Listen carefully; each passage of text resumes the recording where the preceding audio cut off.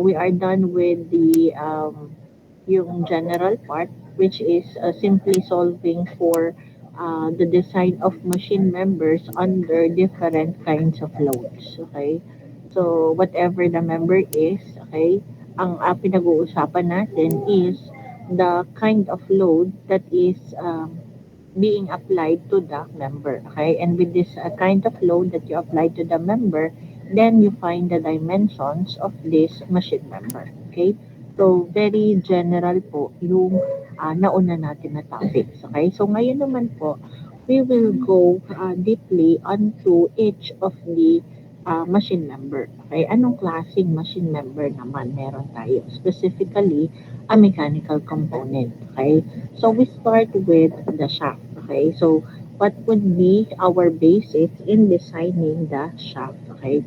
So, sa shaft design po, when we say shaft, it is simply a rotating member which transmits power. Okay? So, that's the main goal po nitong atin na shaft. Okay? To transmit the power. That is why, when we have our discussion on members under pure torsion, okay, we make use of the power to compute for the diameters of the shaft. Okay? Na involved doon sa design po natin. Okay? Kasi yun yung main focus niya. Okay? But then naturally, when we say shaft, you have different types of the shaft. Okay? So we have what we call the line shaft. Okay? We have the main shaft or the line shaft. Okay? We have the counter shaft and we have also your spindles. Okay? So these are the three. Okay? So yung one, we call that the main power transmitting shaft. Okay? So it's driven by a prime mover and its primary function is of course to transmit the power. Okay? When you say naman po it's a counter shaft, it's an intermediate between the main shaft and that of a driven machine. Okay? Kumbaga, siya lang yung nagpapasa. Okay? So, kumbaga, dinadaanan lang siya. Kaya ipinapasa niya lang yung from main power to the driven machine. Okay? So, siya po yung tagapagitan. Okay? So, counter shaft po ang tawag doon. And we have there yung short shafts naman po on machine.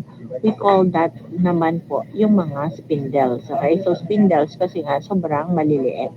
The dynamo nung po ating sa mga toy cars, okay? Yun po ay sample nung spindles po natin. Okay? So, those are the different types of your shaft. And then, these shafts are usually circular in cross-section. So, ang variation niya lang po, it's either solid o kaya po ay hollow. Okay? So, it's either a solid or a hollow cross-section lang po. But then, lagi po ang consider natin, it's circular in the cross-section. Okay? So, that is what we are to design to doon po sa shaft natin. What should be the best diameter, okay, or the optimum diameter that should be used to incorporate safety on your design. Okay, so how do we design the shaft? It's basically based on, okay, first is based on loading. Okay, so we have the shaft design based on the loading, and then the other one naman, okay, is shaft design based on code. Okay, so dalawa po. So, pag nag-decide po tayo ng shaft, ito yung dalawang basehan natin, based on loading and based on the code. When you say based on loading, okay, under po niyan is when the shaft is under pure torsion. Okay? The second one is when shaft is under pure bending. And the third one is combined. So, you need to combine the two. Okay? And then the fourth one would be variable combined. Okay? So, variable combined load. Yan. So, torsion, bending, combined, torsion and bending, and variable combined. So, pagka pinagsama mo na siya, and at the same time, nagvary yung loads na ina-apply natin sa kanya. Okay? And then, based on code naman po, we have based on the ASME code,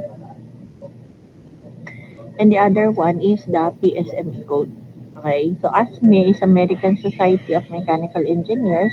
This one is local, Philippine Society of Mechanical Engineers. Okay, so that two, these are two agencies and they have to have the code to design the shaft. So meron silang detailed procedure on how you would be designing the shaft. Okay, So, yun po si ASME at saka si PSME. Ito namang isa, okay, base sa loads na in-apply mo, what will be the dimension? Okay?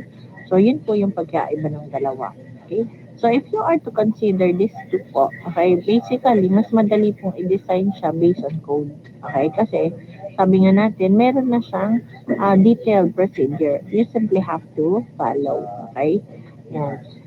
And as to the setting naman po, okay, ASME, this is the standard. Okay, whereas PSMA, this is applied only on the Philippine setting. Okay, so dito lang sa Pilipinas siya ina-apply. So, Philippine setting. But then, pag ASME naman po, yun ay standard. So, that is recognized worldwide po. Okay, so yan po yung ating shaft design. Okay, so base dito at saka base doon. Okay, based on code. So, uunahin po natin, ito pong based on the loading. Okay? So, how do we decide the shaft based on the loading? So, una, if it's under pure torsion. So, ibig sabihin, ang nakaload lang po sa kanya is a torsional movement or torque. Okay, katulad po nito. So, this slender member, okay, ito pong horizontal nito, slender horizontal member, that is your representation of the shaft. Okay, so yan po yung representation natin ng shaft. And then, this one po, okay, this is simply the arrow, okay, that represents po your torque. Okay, so this is the torque, sorry. Yan.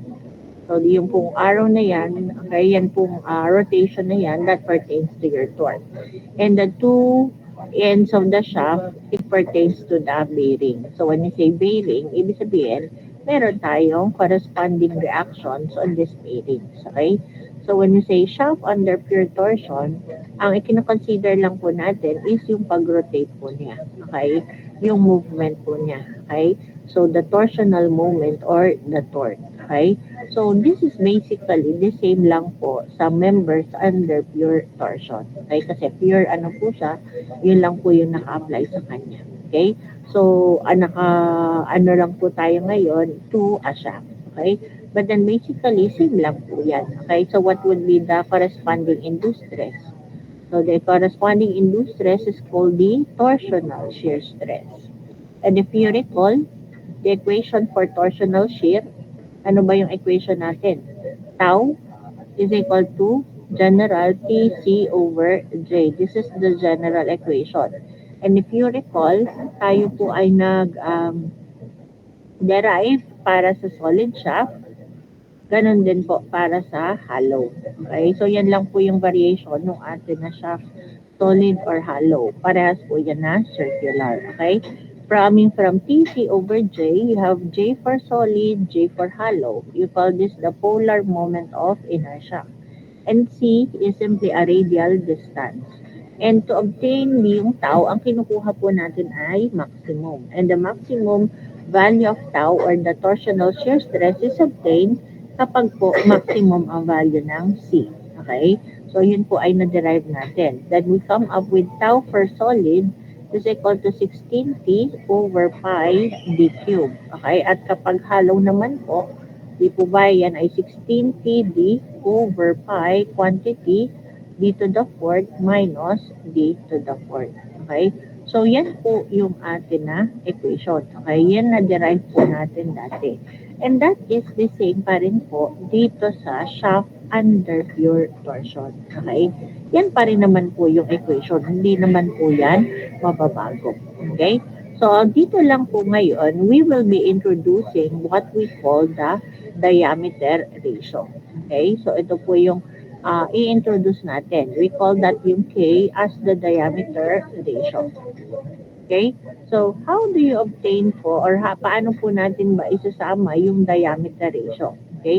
So, the diameter ratio, K, is equal to D over D. Okay? The small letter D pertains to the inside diameter. Okay? And the big letter D pertains to the outside diameter. Okay? And that gives us a value of K, which is your diameter ratio. Okay? So, iba po ito dun sa di po ba may ginamit din tayong K doon sa compression. And that K is yung L over K, the slenderness. Yung K natin is defined as the least radius of gyration. So, magkaiba po yan. Ha? So, wag po tayo malilito. So in terms of the shaft, ang K po natin, ang tawag po natin is diameter ratio. Okay? D over D. Small letter D over the big letter D, which is your outside diameter. So, ang gagawin po natin, isasama po natin itong K na yan dito po sa hollow. Okay? Because this is the relationship between outside and inside diameters. Kapag po naman solid, wala po tayong problema doon kasi wala po yung inside and outside diameter. Okay? Iisa lang po yung diameter niya. So, this equation of solid will remain the same. Okay? So, ito lang po, babaguhin natin ng kaunti yung form. Okay? Yung para dun sa halo. Kasi, isasama po natin yung value ng diameter ratio na D over D. So, how do you do it po to obtain the value of K? Okay? So, i-derive po natin. Halimbawa po, simula po tayo for tau ng halo. That is equal to 16 TD over pi quantity d to the fourth minus d to the fourth. Yan. Okay? So, this is our equation po. Ang i-introduce po natin ngayon is your diameter ratio. Okay? So, ang gagawin po natin is simply to multiply po the denominator, okay? You multiply the denominator by d to the fourth over d to the fourth. You look at this value, okay? D to the fourth over d to the fourth, that is equal to 1. Okay? So, ibig sabihin, kahit i-multiply mo po itong full expression na to with this value, 1 over 1 is simply equal to 1 pa din.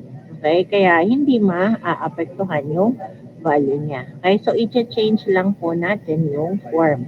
So, multiplying this will arrive at 16 TD. Okay? Over pi. Okay? We have there d to the 8 over d to the fourth minus d to the fourth over d to the fourth. Kita po ba? So, yan po, minultiply lang po natin. And then we simplify, okay? What is common po dito is d to the fourth. So, we have 16 TD over pi d to the fourth. O, ano po yung natira dito? Since ari po ay d to the 8, matitira na lang po is d to the fourth over d to the fourth. Minus, ito po yung inilabas natin. Ito po yun. So, small letter d raised to the fourth over d to the fourth. Yan. Okay? Yan. So, you can cancel out po these two, leaving here dq. Kaya ang natira is 16 t over pi d cube. Okay? D cube na lang po. Tapos, simplify po ito. This is equal to 1 minus d over d. That is your k. So, d to the fourth over d to the fourth, meaning this is k raised to the fourth. Okay? So, yan po. Naisama na ngayon natin dito equation yung kanyang diameter ratio k. Okay? And then, ang gagawin po natin is ihihiwalay po natin itong part na yan. Okay? Kasi, if you notice, this is already your equation for the solid shaft. Okay? Di po ba nalagay natin din kanina? For solid, tau of solid is 16t over pi d cube, which is the same po din eh.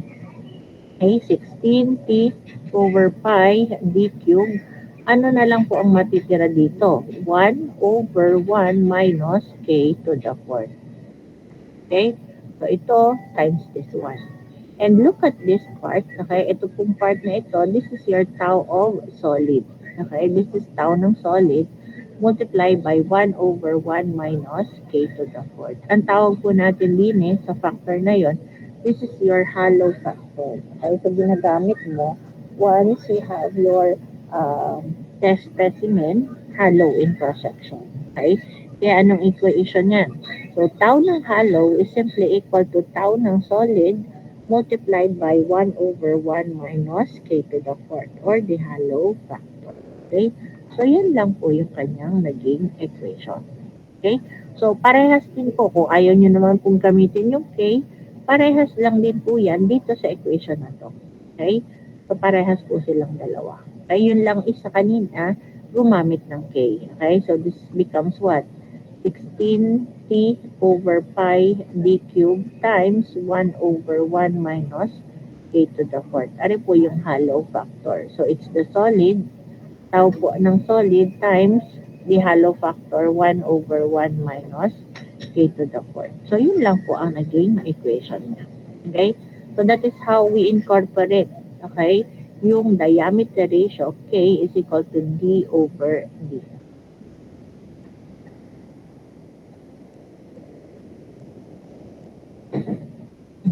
So, that one, okay, yun po ay atin na induced stress. Okay, so ulitin po natin.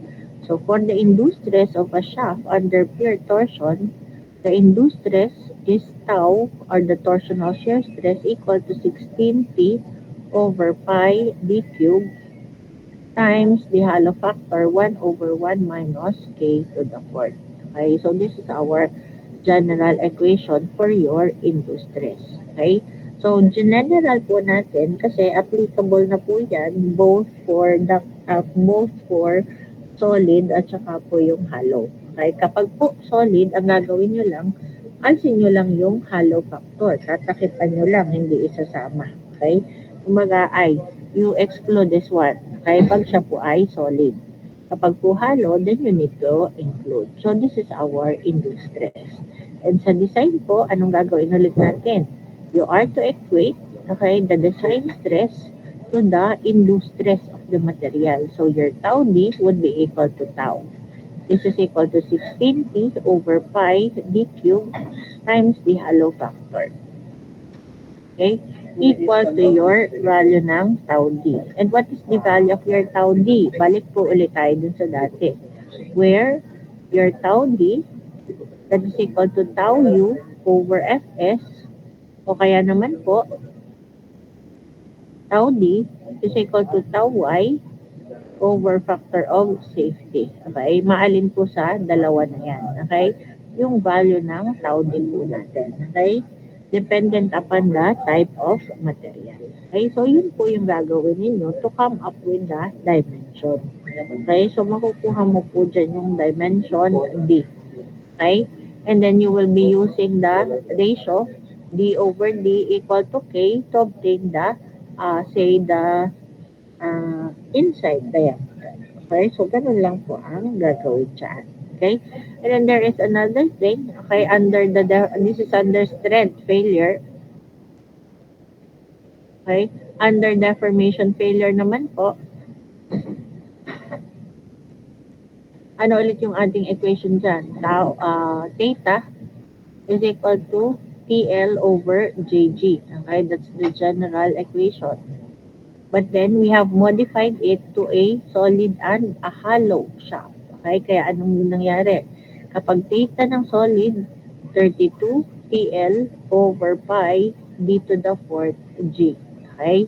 So, anong gagawin mo lang kung hollow? So, kung hollow, edi mo-multiply lang po natin ng 1 over 1 minus k to the fourth. Okay? So, ano po ngayon yung gagamitin natin? Kapag solid, aalsin to. Kapag hollow, idadagdag. Okay? That is your deformation failure. And from there, you can obtain again another diameter. Okay? Kaya dalawa yung sagot natin. One coming from the strength, okay? And one coming from the dimension. Okay? So, dalawa. And whichever among these two, yung mas malaki ang value, then that is to be used.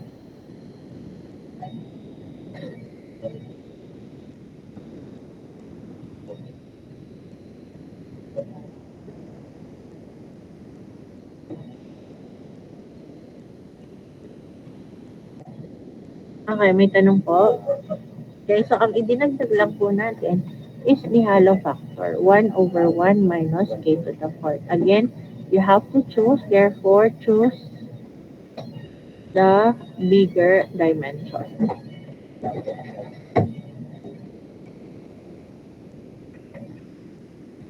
Okay, so pagkukumparahin mo po is the strength and the deformation failure. Kung alin po doon sa dalawang sagot ang mas mataas, then that would be our answer po. Okay? So again, kung ayaw nyo pong gamitin yung equation na ito, pwede po tayong magbalik dun sa other equation. Okay, ano ba yung atin natin? 32TL over pi d to the fourth minus d to the fourth times j. Okay? So yun po yung conventional. Ari po ay dinagdagan lang natin ang diameter ratio K, d over d. Okay? The inside over the outside diameter. Okay? So, iyan. So, lagi po, we choose the bigger dimension to satisfy both criteria. Okay? Now, doon po sa kanina, so we say yung tau d po natin, it can be tau u over fs o kaya po ay tau y over the factor of safety. Yan, ito po yung sinasabi ko kanina na theta. Okay? 32TL over pi d to the fourth minus d to the fourth g times the hollow factor.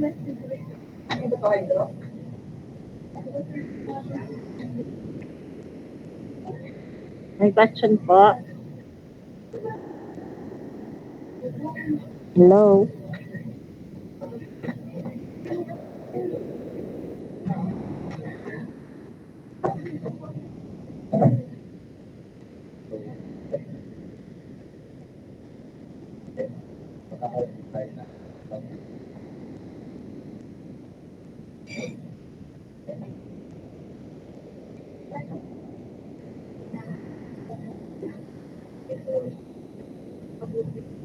May tanong po ba?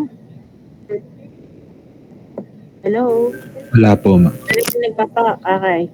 So, katulad lang po ito noong under pure torsion. Okay? Ang pinagkaiba nga lang ay isinama po natin ito. So, whenever you see yung hollow, okay, it's simply the equation of yung solid then multiplied by the hollow. Okay?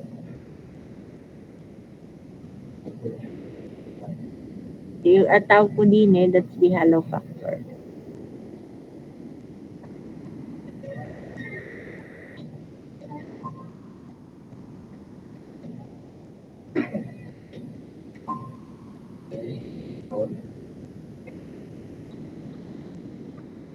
Ano po, correction lang. This is 32TL, this is for solid. 32TL over pi d to the fourth g. Theta of hollow, okay, would be equal to 32TL over pi d to the fourth times g times 1 over 1 minus k to the fourth. Okay, so ano po dapat? Ano po nag-redundant po din sa parte na yan. Okay?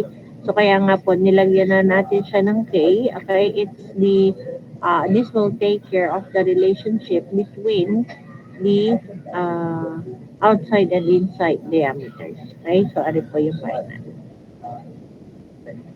Then we go to shaft under pier bending. Okay? So ano naman po, para lang din siyang nagbalik tayo to members under pure bending. Okay? Ang pinagkaiba lang po nito, we are stick to only one cross-section.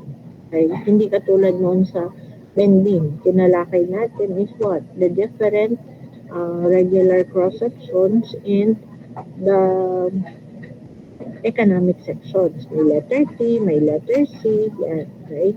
So, may iba-ibang cross-section tayo na kinukonsider. Okay?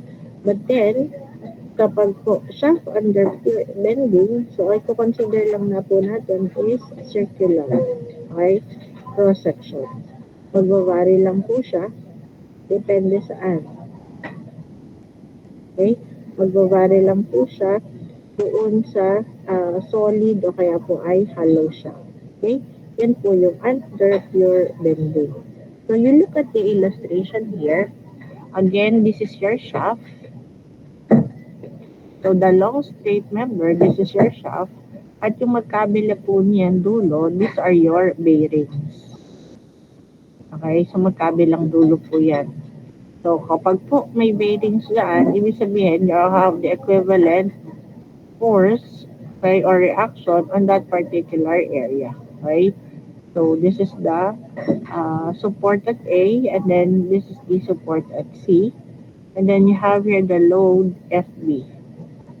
Okay, FB is simply the bending load. Okay?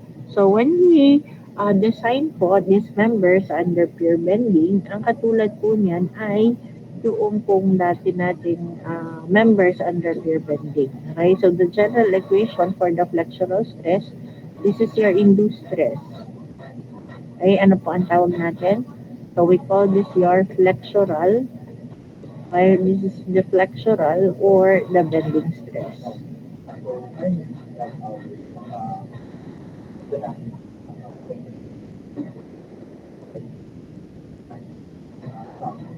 Okay? So, the general equation now is MC over I. So, kaya nga, sabi ko kanina, ang restriction lang dito, ang pinagkaiba lang natin dito is that we will be using only one cross-section. Okay? So, that would be circular. Magbabari lang siya kung, okay, meron tayong hollow. So, lahat is circular, solid, or hollow lang po. Okay? So, let us now derive, okay, yung value ng uh, C and I, and so as with the flexural stress equation for a shaft. Okay? Okay, when we say C, it's a perpendicular distance from the neutral axis to the outermost. Okay, so kapag circular po, this is its neutral axis sa gitna. So ang C natin would be half of it.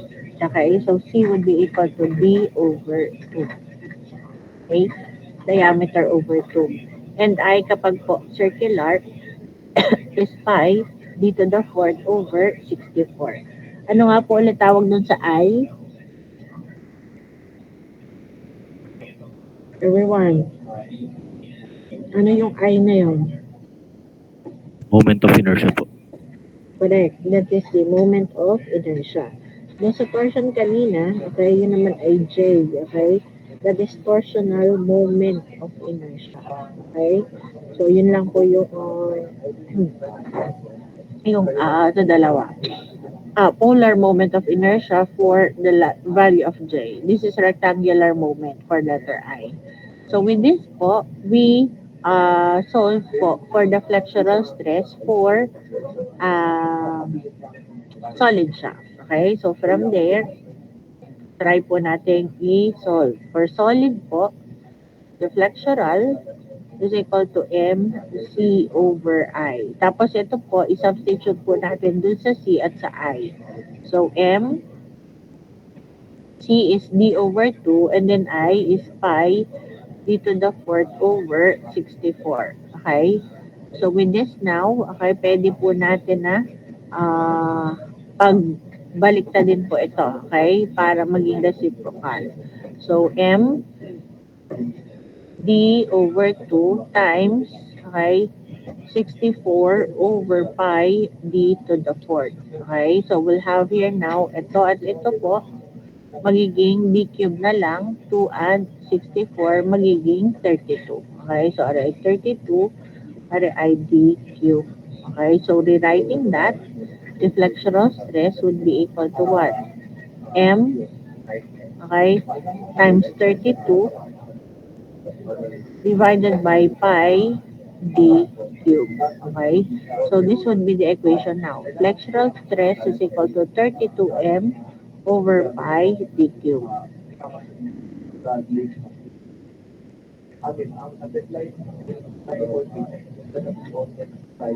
Okay, so 32m over pi d cube. Yan kapag po ay solid. Okay, kapag po hollow, then what do we expect from yung pong pinag-aralan natin kanina? We can simply have the hollow stress would be equal to the flexural stress, okay, times the hollow factor, 1 over 1 minus k to the 4th. So this becomes what? 32m over pi d cube times 1 over 1 minus k to the 4th.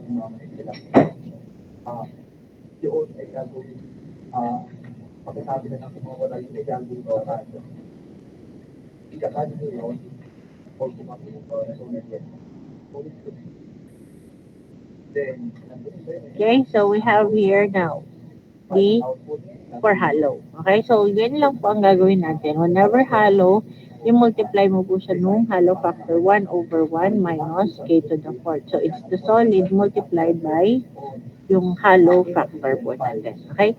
And these two, okay, these are your induced stresses. And then sabi natin, to come up with a good design, you have to equate the design stress, okay, to the induced stress, which is the flexural. And in general, the flexural is simply 32m over pi d cube times 1/1 minus k to the fourth equal to your sigma d.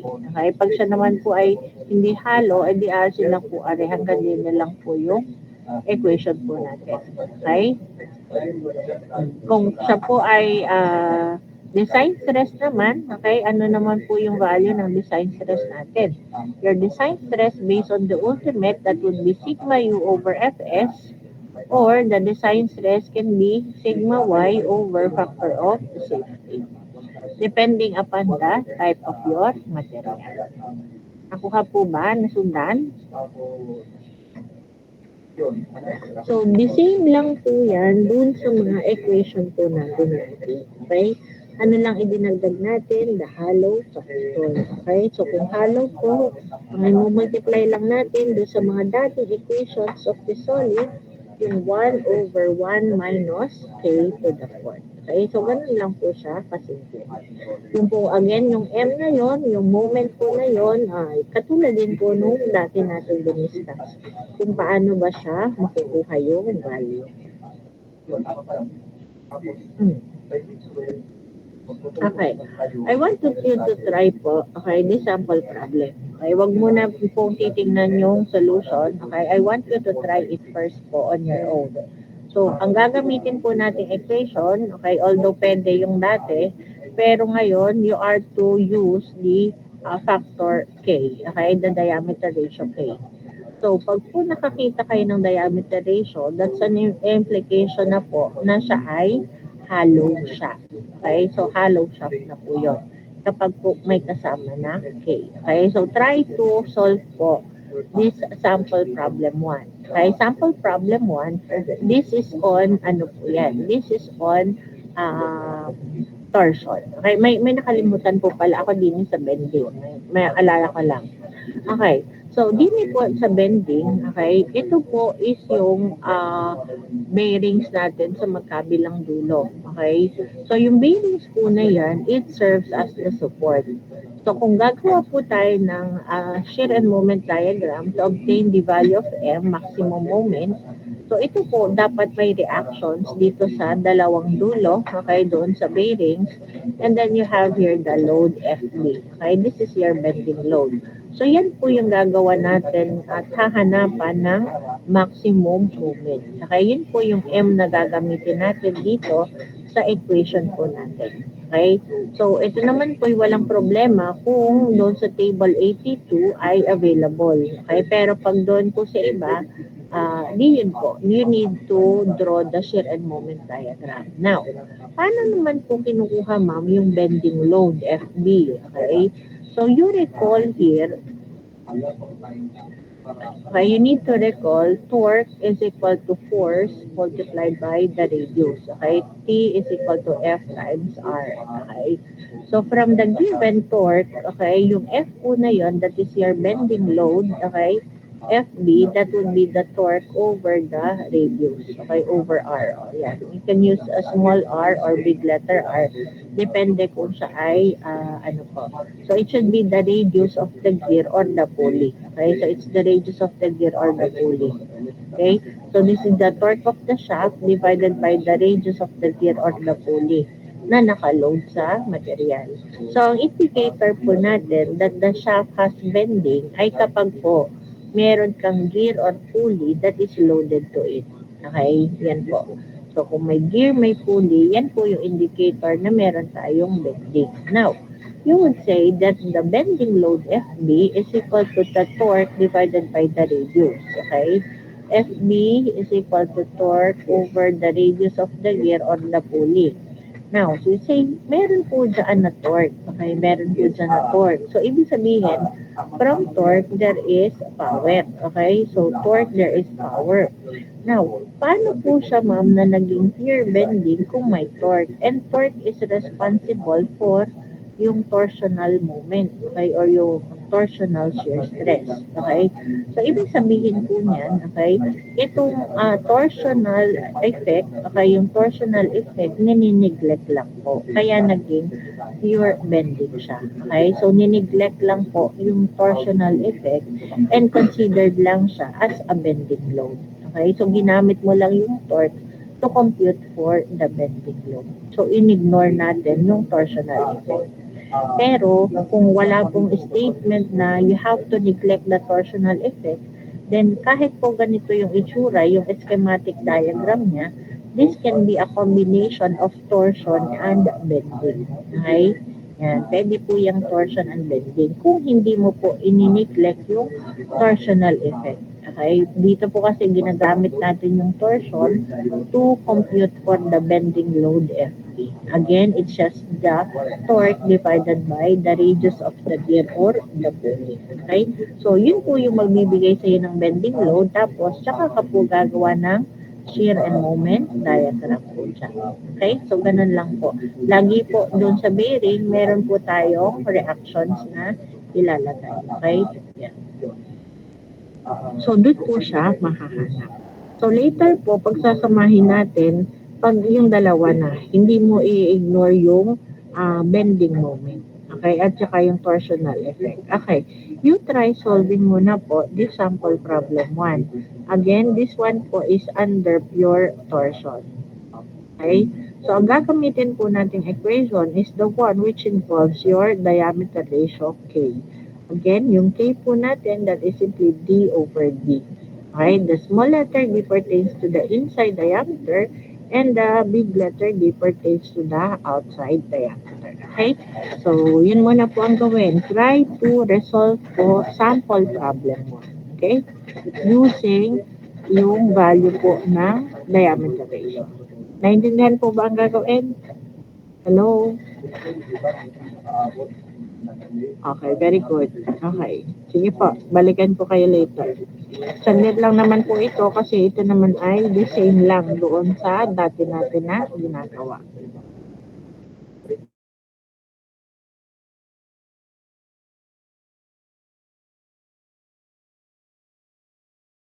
So, huwag niyo muna pong tingnan yung solution niya. Okay? You work on your own muna po para po tayo ay matuto.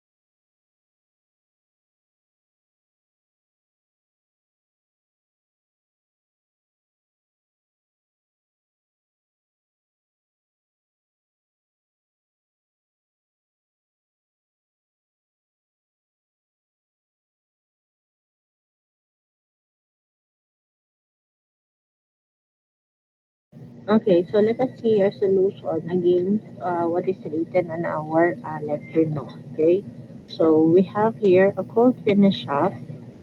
AISI C1045 is to transmit power of 350 HP at a speed of 700 RPM. Okay, for a K equal to zero point 0.7, you have to compute for the shaft diameter. Okay, so the given value of K that indicates that the shaft is a hollow. Okay, hollow po. And then we again follow procedure in design. We start with the given value. So power is 350 HP, N is 700 RPM, and you have there the K value equal to zero point 0.7. On material specification, you have to list down the AISI number and so as with sigma U and sigma Y values. So that's C1045 cold finish. And then from table 88, page 16, kindly check if sigma U is 100 KSI and sigma Y equal to 85 KSI. Pakicheck naman po. AISI C1045 cold finish.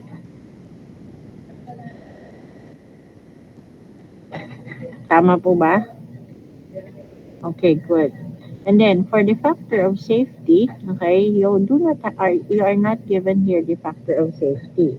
For the factor of safety, you must have here the conditions on how you obtain the value of Fs. So ano po yung mga conditions? Una is the type of load. So wala pong na-mention, so you assume dead load. Okay? So you assume dead load, and then the type of material, C1045 is ductile, and then what would be the basis of your design based on the yield. Okay, based on the yield, sigma y. So with that, the factor of safety is equal to 2. Okay, that's from table 1.1. Okay, and then for the design stress, we will be using here tau D. Why tau D? It is because ang atin pong shaft is under pure torsion. So, yung kanya pong induced stress is in a form of tau. So, therefore, the design stress should be tau D also. Okay? So, tau Y over Fs, since this is based on yield. Okay? Based on sigma Y. Kasi siya po ay ductile material. Kaya tau Y over the factor of safety. You have to solve for the value of tau y. That would be 0.6 of sigma y. Okay, it's 0.6 of sigma y. And then sigma y being 85 KSI, you'll have tau y is equal to 51 KSI, 0.6 times 85 divided by 2, okay, as the factor of safety. Then we come up with tau d equal to 25.5 KSI. Okay, and then the last part is equating the design stress to the induced stress of your material. Okay, so the design stress tau d is to be equated to tau of h since it's a hollow shaft. And then recall that tau h is equal to 16t over pi d cube times this one. This is your hollow factor. Okay, so 1 over 1 minus k to the fourth. Okay, and then to be equated to your tau d. Okay, so to be equated to tau d, which is equal to 25.5 KSI. So your tau d is equal to your tau h. Okay, so tau d is 25.5 KSI, and your tau h is 16t over pi d cube times this hollow factor.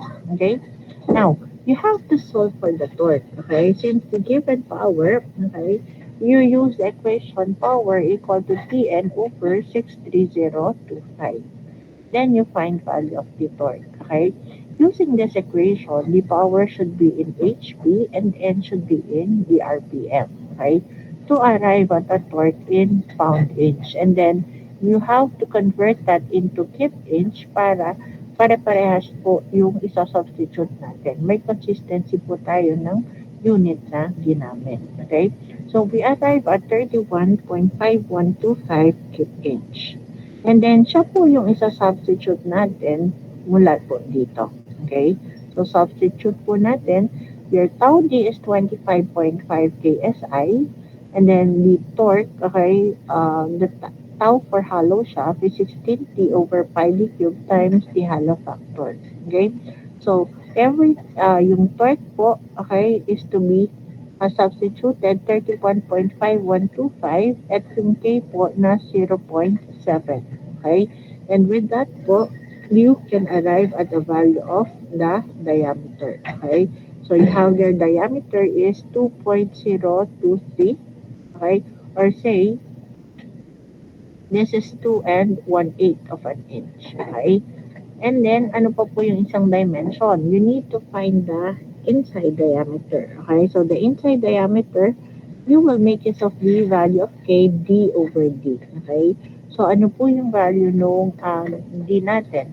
So D would be simply equal to 0.7 and then 2 and 1/8, okay, of an inch. So what is then the value of your diameter, the small diameter? Okay, say 1 and 1/2 of an inch po is the answer. Okay? So, yan po yung gagamitin natin, inside and outside diameters. So, the same lang po yan doon sa dati. Okay? Hindi lang tayo dati gumagamit ng diameter ratio. Okay? Now, ito naman po yung sa pangalawa. Okay? Again, you try to solve this. So, the sample number 2 naman po, this is under pure bending. Okay? Paano po natin malaman? Because you have here the gear or a pulley that is loaded to your shaft. Okay?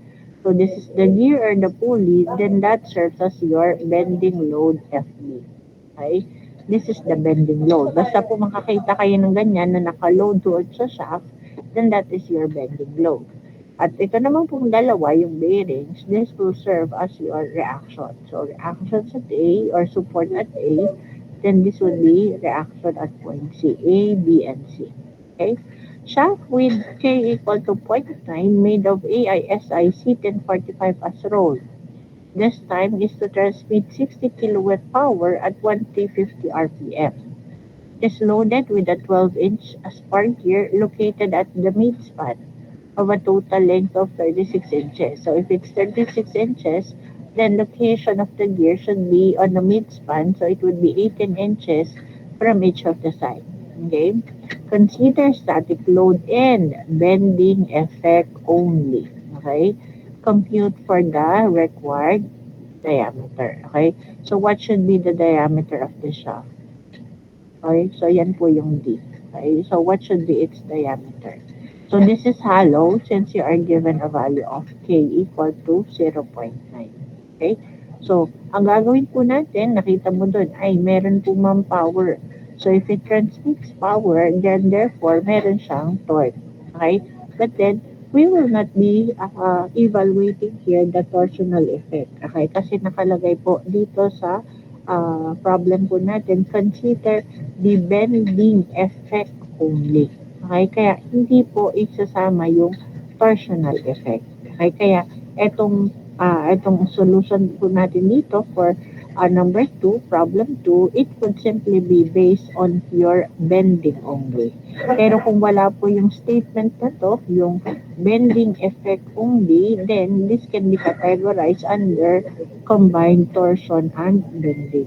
Okay? Meron lang po ganitong statement, kaya naging pure bending lang po siya. Okay? Now, again, how do you obtain the value of FB po? Okay? That will come from the torque. So, torque over the radius of the gear or the pulley. Okay? So, this is 12-inch, meaning this is its diameter. So, you have to find its radius para po dito. And then, the torque will come from the given power and yung pong N. Okay? So, you can arrive now at the value of FB. Okay? Again, FB is your bending load. And once you obtain po the value of this FB, ang gagawin mo po is to do shear and moment diagram. Okay? You create a shear and moment diagram or reactions on both ends and then you have their FB. Nakuha po. Oh, in this case lang po, meron po yung katulad sa table 82. Okay? Kaya pwede mo kuhanin na lang doon yung equation ng M maximum. Okay? Pero kung wala, no choice po kundi gumawa ng shear and moment diagram. Nakuha po ba? Hello? Question?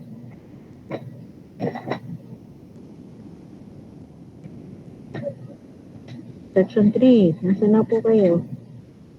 May question po ba? Wala. General Okay. question lang po. Yes po. Bakit po kaya may ganyan sa exam nga ngayon po na discuss? May? May ganyan po sa exam. This is just the same as doon sa, di nga sabi ko nga, this is just the same as pure bending. Anong pinagkaiba po niya? This shaft is also a machine member under pure bending. So ano po ang pinagkaiba niya? Hindi po parang hindi po namin alam before na negligible po yung torsional stress. Hindi alam na ay nakalagay po bending effect only. Kahit po siya ay hindi pa natin na-discuss noon, from the word itself po noon na only, it would not consider the torsional effect. Tiga po. Okay po ma'am, thank you po. Okay. So try to solve now, okay, yung problem 2 po, okay, sample problem 2 for the load po natin under pure bending.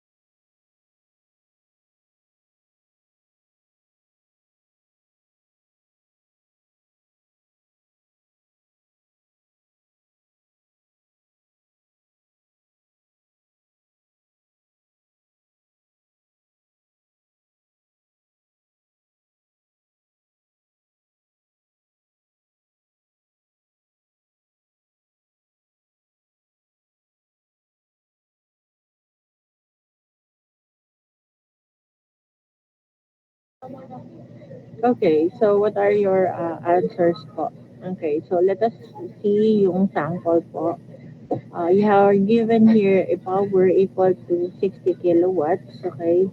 So you have their K value is equal to 0.9, N is 1350 RPM, length is 36 inches, and the diameter of the gear, pag po ganyan yung nilagay, 12 inch as per gear, yung 12 inch po na yon, that is considered as the diameter of the gear. Okay? Kahit po wala dong na-mention na it's the diameter, so yun po ay in implied na siya ay diameter. Okay?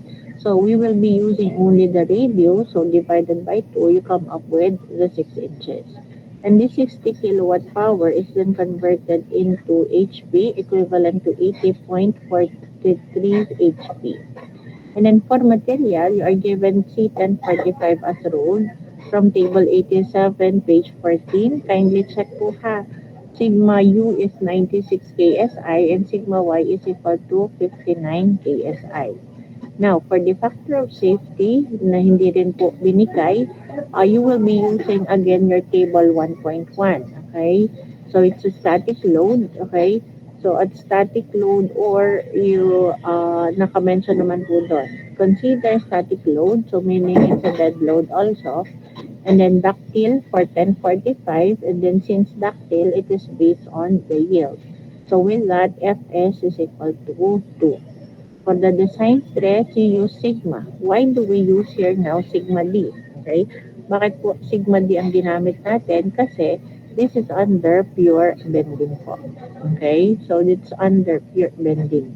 So sigma D is equal to sigma Y over Fs, 59 over 2. So we yield sigma D. This is sigma D 29.5 KSI. Okay? And for a good design, you have to equate that to your flexural stress, your induced stress. And your flexural stress, that would be for a hollow shaft. And what would be the flexural stress for a hollow shaft? That would be 32M over pi d cubed. Okay, ito po yung para sa solid, then multiplied by the hollow factor 1 over 1 minus k to the fourth. Okay, so this would be sigma F is equal to 32M, and then you are to equate this to your design stress, which is equal to this 29.5 KSI. Okay, so sigma D equal to sigma F, and then equating the two and substituting the value of K, okay, you can obtain the value of the diameter. Okay, but then you need to find first the value of the moment. Okay, M here pertains to the maximum moment. So from the given torque or from the given power, you have to solve for the torque. Okay, so power is Tn over 63025. You come up with the torque equal to 3.75. Okay, in kip inch. So you have to substitute lang po power in HP and in RPM to arrive at a torque in pound inch. Then divided by 1,000 para po maging kip inch po siya. And then once you know the value of the torque, you have to find the bending load FB. Okay, so what is the bending load?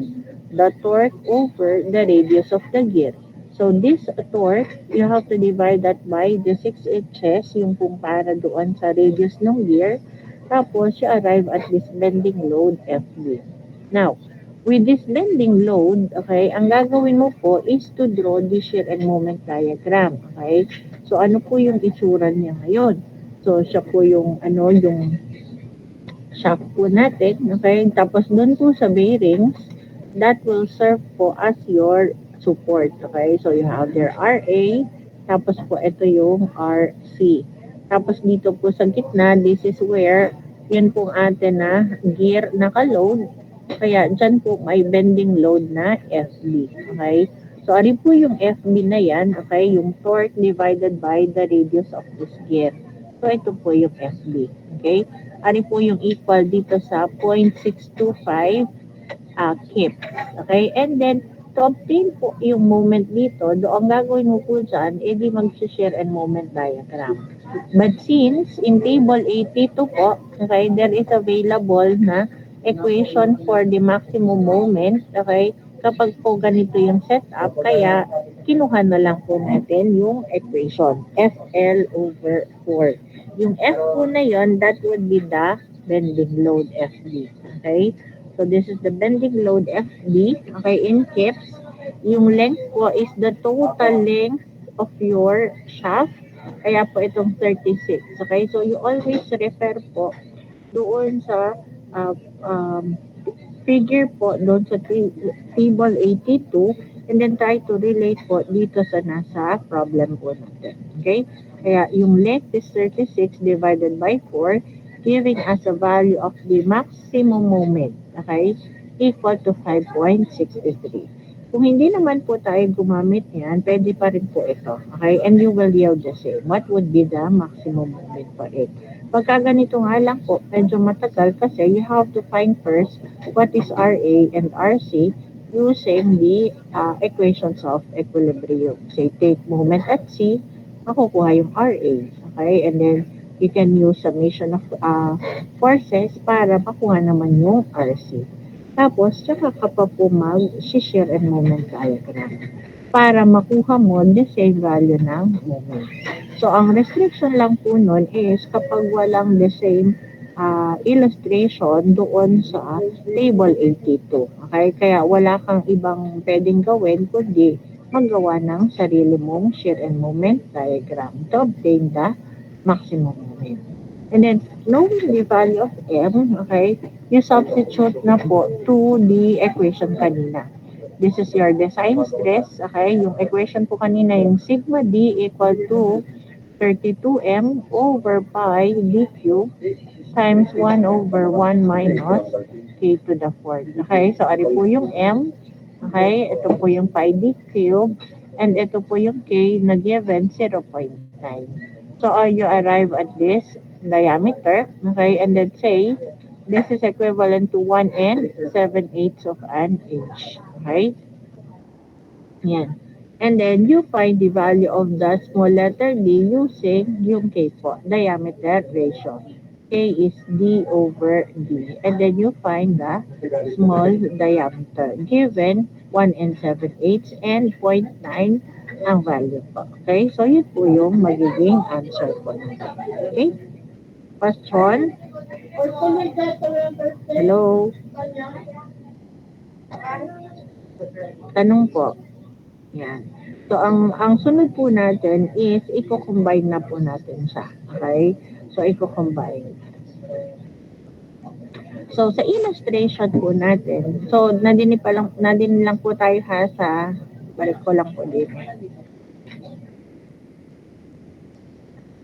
Yan, nandini pa lang po tayo. Okay, we have the shaft design based on the loading only.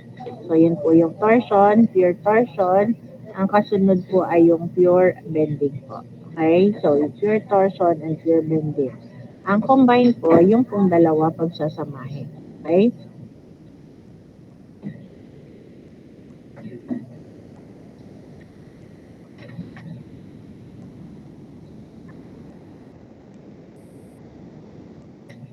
Yan. So, paano po pag pinagsama yung dalawa? So, pag pinagsama po yung dalawa, sa schematic diagram po natin, same lang din doon sa ano po natin, doon sa kanina. You have here the bearing. So, meron po tayong reactions doon. RA, say this is the RC. Okay? Nandini po yung atin na shaft. So, yung, ito po, sorry, this is yung gear po natin, our pulley. This will serve as your bending load. Tapos, at the same time, meron pong torque. Okay? So, yan po. Kaya, ang sabi natin, it's a combined torsion, tsaka po bending. So, kung yung problem po kanina, problem 2 po kanina on pure bending, kung wala yung statement po na pure bending only, then it would be a combination of the two po. Okay? But since you have there the statement na pure bending, ibig sabihin, ang gagamitin mo lang doon is the flexural stress. Okay? Pero pagka ganito po, ibig sabihin, combination na po to. May torsion po yan at saka may bending po yan. Okay?